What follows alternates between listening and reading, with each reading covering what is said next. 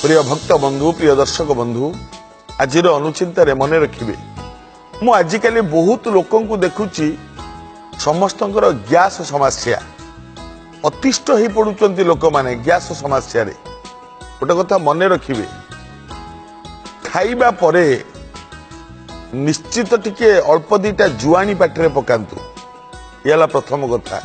द्वितीय कथा प्रत्येक खाद्य डाली करंतु खेचड़ी करंतु जेकोनी जिनिस करंतु प्रत्येक खाद्य टिके हेंगू व्यवहार करंतु हिंगू हिंगू व्यवहार करंतु।